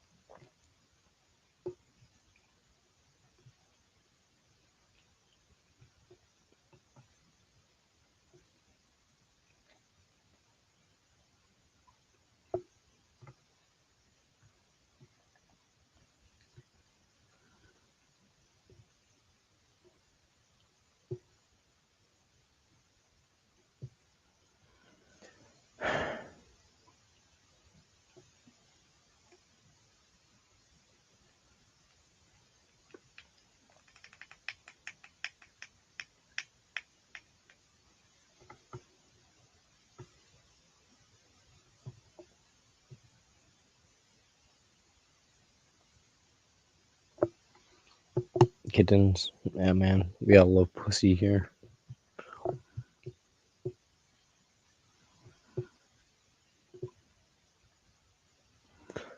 Marco was an adorable kitten back in the day. Now he's just a big, angry boy.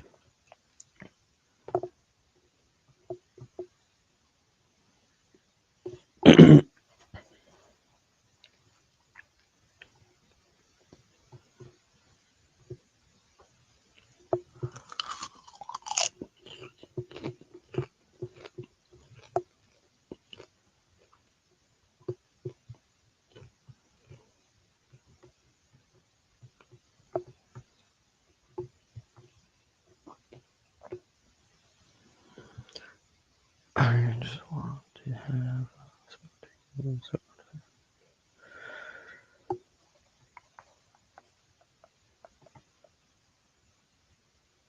Indeed, he's a big chunky kitten.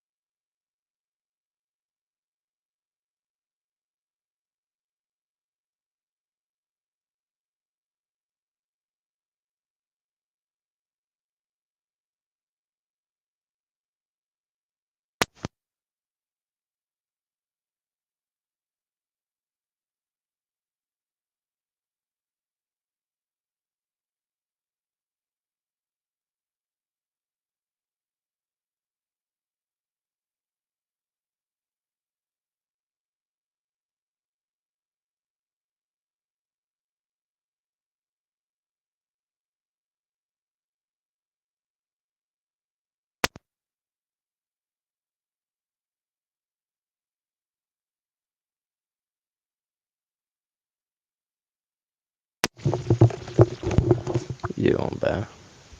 Your mom wakes up at 5 in the morning when she goes to work. That sucks, man. I don't wake up very much from anything. I mean, I do and I don't, so I can just kind of sleep through whatever. But I'm lucky.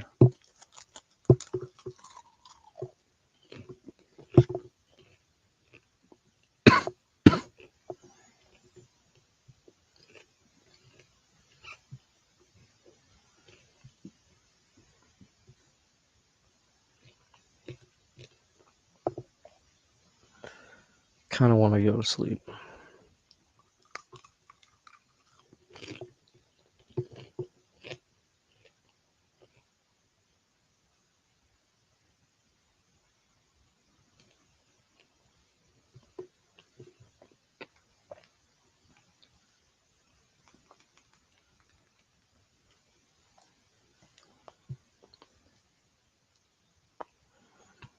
Yeah, I'm really bored right now, so I kind of want to go to sleep also.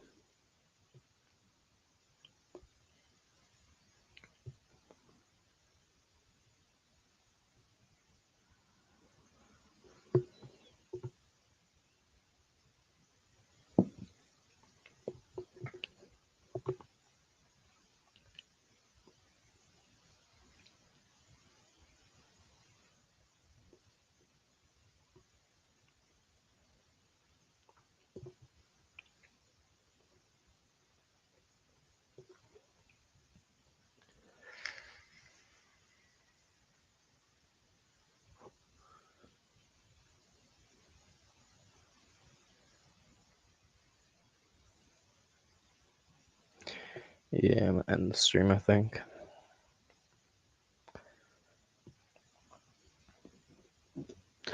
Any final questions, Q&A, on ethics or whatever? When once, going twice.